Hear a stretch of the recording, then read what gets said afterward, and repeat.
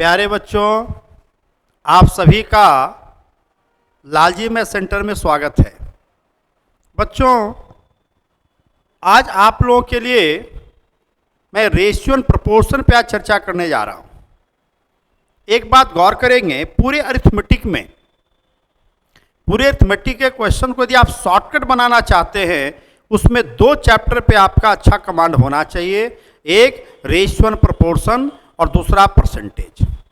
अगर ये दोनों पे कमांड है तो फिर बाकी सारे चैप्टर्स का क्वेश्चन बनाना, इसका इस्तेमाल करके आप बहुत तेजी से बना सकते हैं। इसलिए ये दोनों पे आपका अच्छा कमांड होना चाहिए और इसके लिए शॉर्टकट तरीके आपको यहाँ पे करना है। और हम कोशिश करेंगे कि आप लोगों को रेशियो पे कुछ अच्छा कमांड दें, ताकि इसका इस्तेमाल करके दूसरे चैप्टर का भी हम आपका क्वेश्चन बहुत आसानी से, बहुत सारे क्वेश्चंस को मेंटली बना के भी हम लोग निकल सकेंगे। तो सबसे पहले तो रेशियो का बेसिक कॉन्सेप्ट आपके पास होना चाहिए। अब बात आती है कि रेशियो में होता क्या है। तो किसी भी दो संख्या के बीच में फ्रैक्शनल रिलेशन को हम लोग रेशियो कहते हैं। फ्रैक्शनल रिलेशन जो डेवलप करेगा उसी को हम लोग रेशियो कहते हैं। जैसे एग्जाम्पल के तौर पे ए तथा बी मान लिया 2:3 है, का मतलब हो गया ए बी का 2/3 है, 2/3 भाग है, उसको 2:3 कह देते हैं। अब इसी पे आधारित आपको कुछ क्वेश्चंस भी डिस्कस करते चलते हैं और इसी में आपको कॉन्सेप्ट भी देते चलेंगे। क्लियर है कि नहीं है? अब चलिए देखिए गौर करके यहाँ पर। जैसे एक क्वेश्चन दिया गया है कि x का 50% y के 30% के इक्वल है।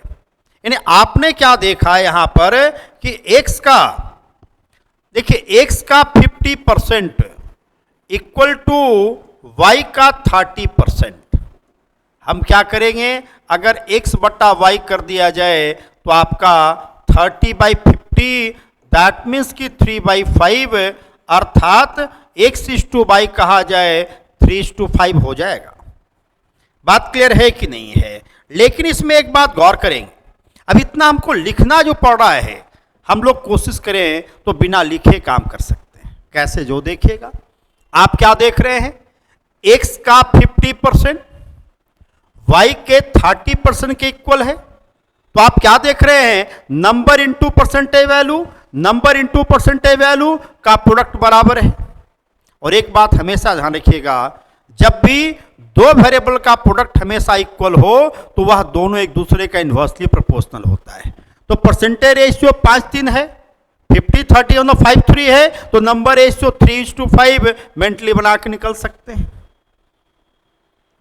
बात क्लियर है कि नहीं है? तो जहां कहे कि एक पहले संख्या का 50% दूसरे के 30% के इक्वल है, तो परसेंटेज रेशियो 5:3, नंबर रेशियो 3:5, आराम से करके निकल गए।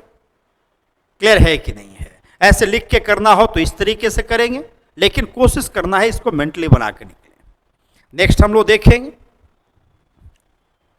यहां पर हमारा क्या दे रखा है, 2x माइनस वाई का whole square plus 3y minus Z का होल स्क्वायर इक्वल टू 0। बच्चों एक बात हमेशा ध्यान रखिएगा, किसी भी संख्या का स्क्वायर कभी भी निगेटिव नहीं हो सकता। तो अगर दो या दो से अधिक संख्या के स्क्वायर का सम यदि इक्वल है, ये तभी संभव है जब हर एक इक्वल हो, 0 के इक्वल हो। अगर आपसे ऐसा कह देता, मान लेते हैं कि जैसे कह दे कि a square plus B square plus C square equal to 0, ये तभी संभव होगा जब a इक्वल टू 0 हो, b इक्वल टू 0 हो और c इक्वल टू भी 0 हो। उसी तरह की बात यहां है, आपसे कह रहा है इसका स्क्वायर जोड़ने पे 0 है, इसका मतलब साफ क्लियर हो गया कि 2x माइनस वाई बराबर 0। तो हम कह सकते हैं यहां पर जब 2x माइनस वाई बराबर 0 हो गया तो आप देख सकते हैं 2x इक्वल टू वाई हो गया। तो फिर x और y का रेशियो, देखिए नंबर यहां 2 और यहां 1 है, रेशियो हमारा 1:2 हो जाएगा। उसी तरीके से देखेंगे आपका क्या होगा, 3y माइनस जेड बराबर 0, यानी कि 3y इक्वल टू जेड हो जाएगा। तो फिर y और z का रेशियो आपका क्या हो जाएगा, 1:3। क्या सहमत हैं कि नहीं? अब जैसे हमारा ये हो गया तो अब इसकी बात करते हैं। मुझे तो x, y और z का रेशियो बताना है। आप क्या देख रहे हैं, y x का 2 गुना है और z y का 3 गुना है। तो आप देख सकते हैं x क्या देख रहे हैं यहां पर, x y का y x का 2 गुना है, यानी यह 1 है तो यहां 2, और z y का 3 गुना है। दैट मीन्स कि यदि y 1 हो जाए तो z 3 हो जाएगा, अगर y 2 हो जाए यानी कि x 1 y 2 हो जाए तो z हमारा 6 हो जाएगा। रेशियो 1:2:6 चला गया। आप क्या देखें, y x का 2 गुना, x का 2 गुना, और z y का 3 गुना, तो 3 गुना हमारा ये चला गया। कॉन्सेप्ट क्लियर है, कोई दिक्कत? अब है कि इसी चीज को मन में भी सोच सकते हैं। कैसे सोचेंगे, जब यह इक्वल होगा इसका मतलब कि 2x = y हो जाएगा, तो x और y का रेशियो 1:2, अर्थात y x का 2 गुना होगा, तो y x का 2 गुना ये है, लेकिन ये नहीं, तो ये दोनों तो पहले ही छट गया यहां पर। और साथ साथ यहां देखिएगा 3y = z होगा, इसका मतलब कि z y का 3 गुना होगा, तो z y का 3 गुना नहीं हो रहा, यही हमारा आंसर हो गया। ऐसे भी करके निकल सकते हैं। तो आपको बेसिक तरीका बता दिया, शॉर्टकट कैसे भागेंगे इस पे भी हम लोग काम करते चलेंगे। अभी तो जस्ट कर रहे हैं, आगे चल के और भी आपको एक से एक अच्छा से अच्छा क्वेश्चन भी डालेंगे और वहां पर आपका उसका शॉर्टकट ट्रिक्स भी देंगे, जो कि आपके एग्जाम में बहुत उपयोगी होगा। सिर्फ आप क्या करें, रेगुलर क्लास के साथ जुड़े रहें, जो क्लास में डिस्कस किया जाए उसको एक बार बढ़िया से रिवाइज भी जरूर करते चलें, और रेगुलरिटी रखेंगे, निश्चित रूप से आपका अच्छा इंप्रूवमेंट आएगा। यहां पर हमारा क्या कर रखा है, जो देखिए बड़ा सिंपल सा है, a is 3/4 part of b। अब गौर करेंगे, यहां पर हमारा क्या बोला है, a और b की बात कर रखा है, तो कह रहा है a is 3/4 part of b, तो b का 3/4, तो b का 3/4 होने का मतलब हो गया, अगर b 4 है तो a आपका 3 हो जाएगा। उसके बाद b और c में बोला है, क्या बोलता है, b is 1/2 part of c, 1/2 part of c का मतलब अगर c 2 है तो b 1 होगा, अर्थात यहां 1:2। और c के बारे में कह रखा है कि c is 4/5 part of d, तो d का 4/5, अर्थात d यदि 5 हो जाए तो c हमारा 4 हो जाएगा, रेशियो हमारा 4:5 चला जाएगा। अब मुझसे कहा जा रहा है कि a:b:c:d ज्ञात करना है। अब आप देख सकते हैं यहां पर अगर a b c d ज्ञात करना है, अब हम क्या करें, इसके बाद ऑप्शन से भी हम जल्दी जा सकते हैं, या बाय प्रोसेस बनाना चाहें तो बाय प्रोसेस भी बना सकते हैं। बाय प्रोसेस करना क्या है, जब a दोनों की जब बात कर रहे हैं तो यहां से रिलेट करेंगे, अगर a हमारा 3 है तो स्वाभाविक तौर पे b हमारा 4 है, अगर b 1 है तो c 2, अर्थात 1 है तो 2, अगर b 4 होता तो c हमारा 8 चला जाता। अब आप देख सकते हैं c यदि 4 है तो d 5, अगर c 4 का डबल 8 होता तो 5 का डबल 10 हो जाता। हम कह सकते हैं ए बी सी डी का रेशियो 3, 4, 8, 10 कितना आराम से निकल गया। कॉन्सेप्ट क्लियर है कि नहीं है? ये तो हमने ऐसे करके देखा, आप डायरेक्ट भी सोच सकते हैं, ऑप्शन के थ्रू जा सकते हैं। कैसे? ए कहता है बी का 3/4 है, अब देखिए ए बी का इसका 3/4 यानी 3/4 के बाद ये 3 और ये 4 होना चाहिए, नहीं है, ये 3 और 4 नहीं है, ये 3 और 4 नहीं है, ये 3 4 है, यही हमारा आंसर हो गया। पूरा करने की जरूरत नहीं पड़ा, ये हमारा शॉर्टकट भी बनाने का हो गया। बाय प्रोसेस जाना है तो ऐसे जाना है। क्लियर है कि नहीं? तो हम आपको दोनों करते चलेंगे, बेसिक कॉन्सेप्ट के साथ साथ ट्रिक्स भी कैसे फास्ट चलें उस पर भी काम करेंगे। क्लियर है? कॉन्सेप्ट के साथ यदि ट्रिक्स बनाते हैं तो इसका एक बेनिफिट होगा कि आप किसी भी लेवल का क्वेश्चन हो, कैट का क्वेश्चन हो, यूपीएससी सीसेट का क्वेश्चन हो, एसएससी सीजीएल का हो, सीडीएस का हो, जिस एग्जाम्स की बात करें हर एग्जाम का क्वेश्चंस को बड़ा आराम से मेंटली बना के निकल सकते हैं। बात क्लियर है कि नहीं है? तो चलिए आगे बढ़ते हैं। नेक्स्ट हमारा क्या क्वेश्चन कह रहा है? कह रहा है divide ₹7800 among A B C D. 7800 को ए बी और सी में बांटना है। इसका मतलब साफ क्लियर हो गया कि सबको जोड़ करके हमारा 7800 होना चाहिए, सबको जोड़ करके 7800 होना चाहिए। अब इसमें क्या कहता है जो देखिएगा, A and B receives 3/4 times of C and D both, यानी कि कह रहा है ए प्लस बी जो हमारा है सी प्लस डी का कितना कर रखा है, तिगुना कर रखा है। अब क्या कहता है और क्या कहा है, and B gets 4 times the share of C and C, यानी C gets 1 and 1/2 times of D. का मतलब हो गया कि पहले ए प्लस बी को सी प्लस डी से रिलेट किया, ए प्लस बी को आप क्या दे रखे हैं, ए प्लस बी के बारे में कहा है कि सी प्लस डी का तिगुना है, रेशियो 3:1 है। लेकिन ये तो कंबाइंड वे में किया है, लेकिन बाकी का इंडिविजुअल करते चल रहा है। तो चलिए हम लोग शुरुआत करते हैं सी और डी से। अब आप सी और डी की बात करते हैं तो कहता है कि सी का शेयर है डी का 1/2 का मतलब 3/2 का मतलब ए डी 2 है तो सी हमारा 3 हो जाएगा। क्लियर है। उसके बाद क्या बोला है, B gets 4 times share of C, और बी कहता है सी का 4 गुना है तो 3 का 4 गुना 12 हो गया। और अब यहां की बात करिए, A plus B C plus D का 3 गुना है तो सी प्लस डी तो हमारा 5 है तो 5 का तिगुना 15 हो जाता है। इसका मतलब ए दोनों जोड़ने पे 15 होना चाहिए। अगर बी 12 है ए हमारा 3 होगा तब ना 15 होगा। आप देख सकते हैं A plus B C plus D का कितना है, 3 गुना है, 3 टाइम्स है तो 5 का 3 टाइम्स 15 होगा। इसका मतलब ए दोनों जोड़ने पे 15 होना चाहिए। ए 12 है तो ये हमारा 3 चला गया। इससे क्या हुआ कि सबके बीच का रेशियो निकल गया। मुझे क्या करना था, इतना को चारों में बांटना था। इसका मतलब कि चारों को जोड़ने पे 7800 होना चाहिए। अब देखिए चारों को जोड़ने की जब बात करेंगे तो टोटल जोड़ते हैं तो हमारा कितना आ रहा है, 20 यूनिट्स हो रहा है। यानी हम कह सकते हैं 20 यूनिट इक्वल टू 7800, तो फिर 1 यूनिट इक्वल टू हमारा कितना हो जाएगा, 390 हो जाएगा। क्या क्लियर है कि नहीं। अब जिसका निकालना हो निकल जाएगा। मुझे कह रहा है एक का हिस्सा ज्ञात करना है। एक का मतलब हो गया आपका 3 यूनिट हो गया, और 3 यूनिट के लिए इसको 3 से मल्टीप्लाई कर देंगे तो 1170, यही हमारा आंसर है। कॉन्सेप्ट क्लियर है कि नहीं है। तो किसी वैल्यू को सर्टेन रेशियो में बांटना हो, इसका मतलब कि सबको जोड़कर उतना होना चाहिए। और एक कॉन्सेप्ट अपनाएंगे बड़ा ही आराम से बनेगा। क्लियर है कि नहीं है। कोई कंफ्यूजन किन्हीं को। नेक्स्ट हम लोग देखते हैं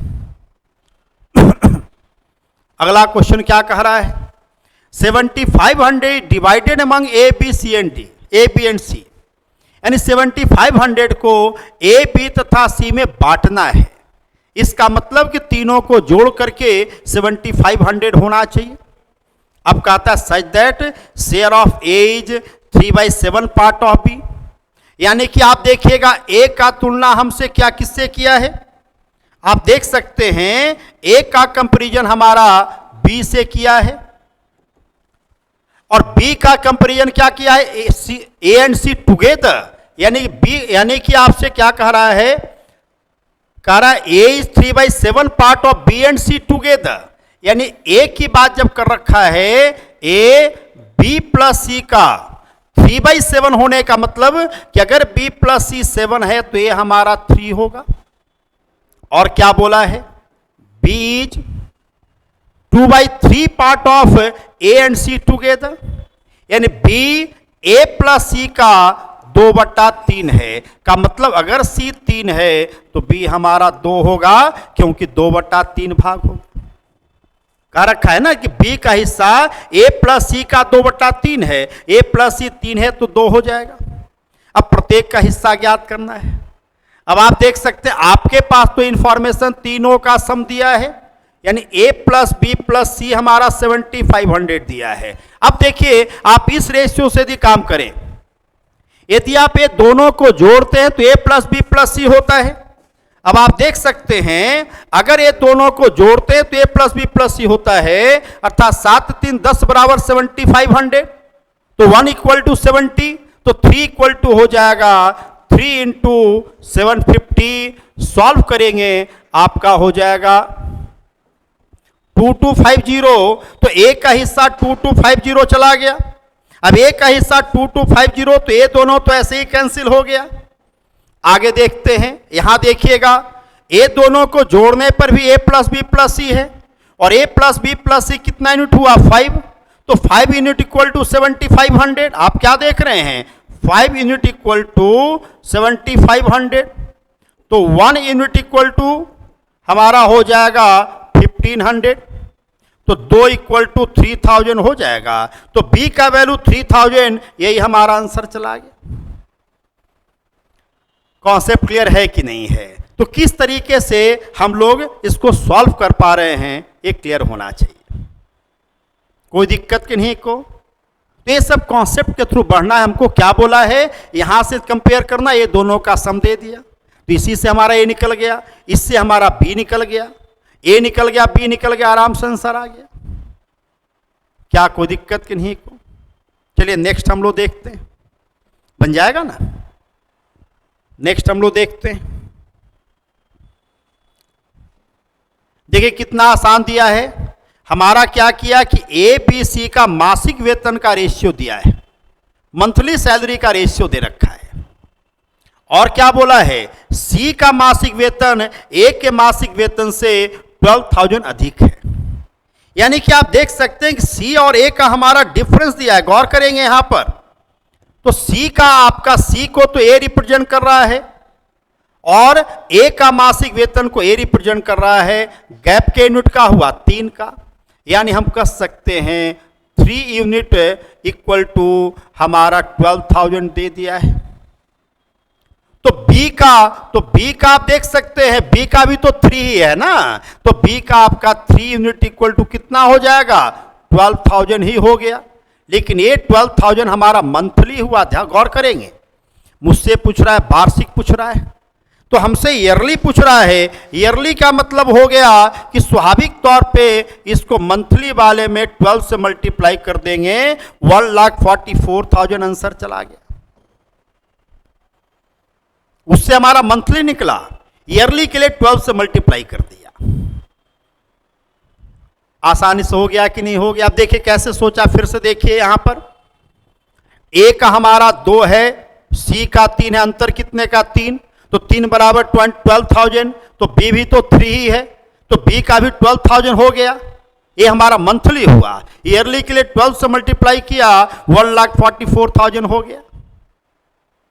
क्लियर है? अगर मंथली पूछता तो बी का 12,000 ही आंसर होता।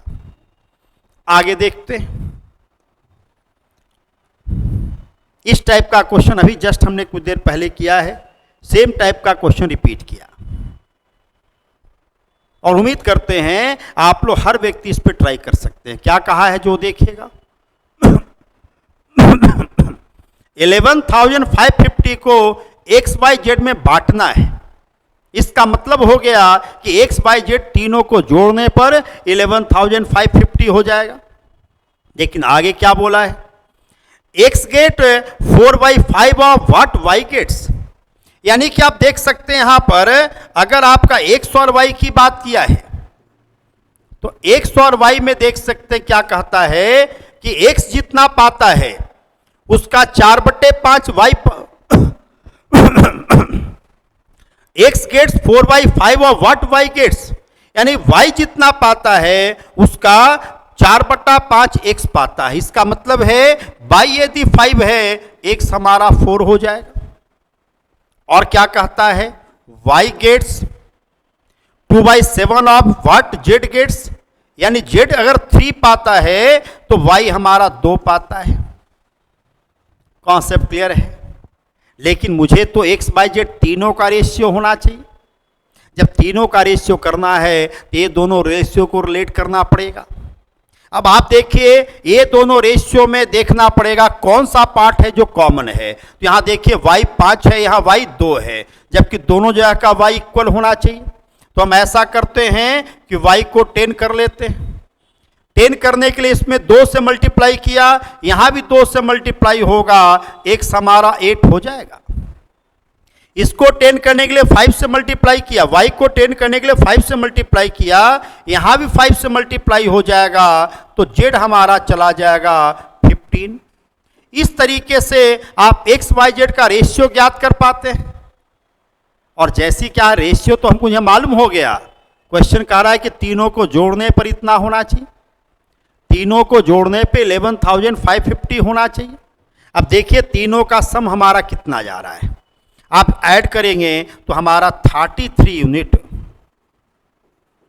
Equal to 11550। तो हम कह सकते हैं 1 यूनिट इक्वल टू हो जाएगा आपका 33 से डिवाइड करेंगे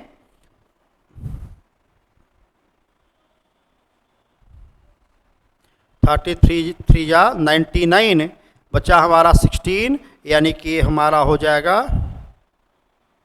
35। 1 इक्वल टू 35 निकालना किसका है। अब हमसे कह रहा है तो z को x से कितना अधिक है। अब देखिएगा z को x से कितना ज्यादा है, अर्थात ये दोनों का गैप मुझे देखना है। ये z 15 है, x 8 है, गैप कितने का हुआ 7 का, तो 1 इक्वल टू इतना हो रहा है, तो हम कह सकते हैं 7 इंटू इक्वल टू 35 इंटू 7, अर्थात हम कह सकते हैं 245। क्लियर है कि नहीं है। तो अर्थात यहाँ सॉरी यहाँ 0 बैठेगा, ये 0 बैठेगा, यानी 2450 यही हमारा आंसर चला गया। क्या क्या फिर से एक बार देखिए। सबसे पहला मुझे बोला है x y का 4/5, y का 4/5 का मतलब हो गया अगर y 5 हो जाए तो x हमारा 4, इससे x y का रेशियो निकल गया।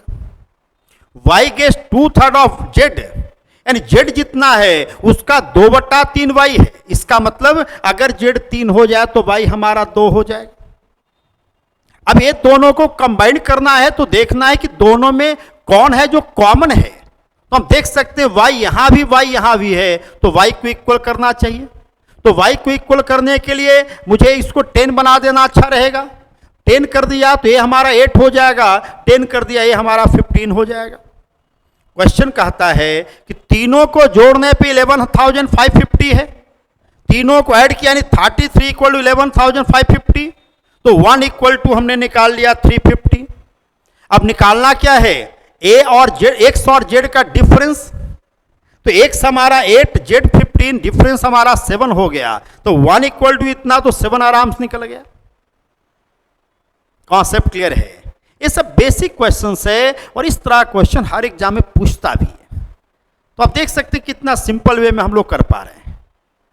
क्लियर है। आगे चल के और भी हम आपको एक से एक ट्रिक्स देंगे। क्लियर है।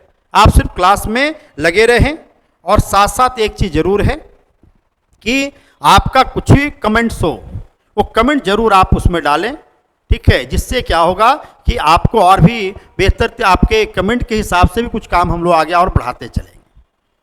और साथ साथ एक सलाह जरूर देते हैं कि आप इसे अगर सब्सक्राइब नहीं कर पाए तो सब्सक्राइब भी जरूर कर लें, साथ साथ उसका बेल आइकन भी जरूर दबा दें, ताकि जब भी यहाँ पे हम आपको वीडियो अपलोड करें आपको नोटिफिकेशन रेगुलर जाते रहे।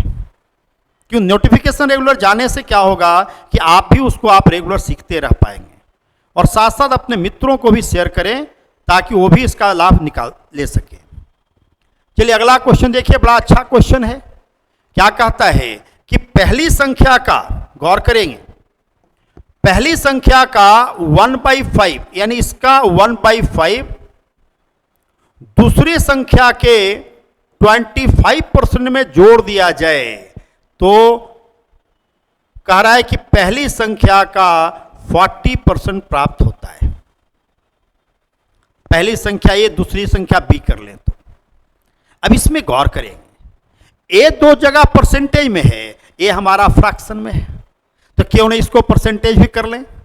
अर्थात हम इसको ये कह सकते हैं कि ए का 20% में बी का यदि 25% जोड़ दिया जाए तो ए का 40% हो जाता है।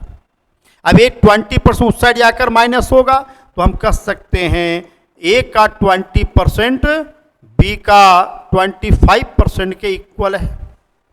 परसेंटेज रेशियो 20-25 का मतलब 4-5, तो दोनों नंबर रेशियो करेंगे तो हमारा 5-4 हो जाएगा। परसेंटेज रेशियो 4-5, नंबर रेशियो 5-4, यही हमारा आंसर हो गया। क्या कोई दिक्कत कि नहीं को? लेकिन हमसे क्वेश्चन क्या पूछ रहा है कि दूसरी संख्या का पहली संख्या से अनुपात क्या होगा, यानी दूसरी संख्या, यानी कि हमसे जो पूछा जा रहा है उसमें गौर करेंगे। मुझसे तो B/A पूछा जा रहा है, दैट मीन्स के रेशियो हमारा 4:5 चला जाएगा, यही हमारा आंसर है। इसमें देखना है कि मुझे पूछ क्या रहा है, ये सब प्रिकॉशन लेंगे आप। आपको एग्जामिनेशन में 4-5 भी रेशियो और 5-4 भी दे देता, लेकिन आंसर हमारा 4-5 जाएगा, क्योंकि सेकंड पहले और पहला वाला बाद में होना है। कॉन्सेप्ट क्लियर है कि नहीं? लेकिन इसी को थोड़ा फास्ट कैसे सोचते हैं जो देखिएगा। पहली संख्या का 1/5 का मतलब 20%, तो पहली संख्या के 20% में यदि दूसरी संख्या का 25% जोड़ते हैं तो पहली संख्या का 40% हो जाता है। अब गौर करेंगे, पहली संख्या के 20% से पहली संख्या का 40% हो गया, तो बढ़ा कितना? पहली संख्या का 20% बढ़ा। और पहली संख्या का 20% क्यों बढ़ता है? क्योंकि दूसरे का 25% जोड़ रहे हैं। इसका मतलब साफ क्लियर हो गया कि पहली संख्या का 20% दूसरे का 25% इक्वल होगा। परसेंटेज रेशियो 20-25 का मतलब 4-5, नंबर रेशियो 5-4 मेंटली निकल गया, तो पहले और दूसरे का रेशियो 5-4 हो गया। लेकिन मुझसे पूछा जा रहा है दूसरा और पहला का, अर्थात 4-5 चला जाएगा। बात क्लियर है कि नहीं? तो आप इस क्वेश्चन को बाय प्रोसेस बना सकते हैं, मेंटली बना के निकल सकते हैं। कैसे फास्ट करते हैं, क्लियर है कि नहीं? कोई दिक्कत? तो अब बच्चों आप लोग क्या करें, ये सब टाइप के क्वेश्चंस को आप देखते चलें, रिवाइज करते चलें, क्लियर है? और आगे चल के तो हम जस्ट बेसिक स्टार्ट किया है, इस पे एक से एक क्वेश्चन आपका आगे करके करते रेगुलर हमारा सीक्वेंस में क्लास चलते चलेगा, ठीक है? तो आप लोग इसको बढ़िया से करें, हमेशा लालजी मैथ सेंटर से जुड़े रहें, निश्चित रूप से आपका रिजल्ट्स में बहुत ही कारगर साबित होगा। चलिए धन्यवाद, फिर हम लोग नेक्स्ट क्लास में अगले मिलते हैं।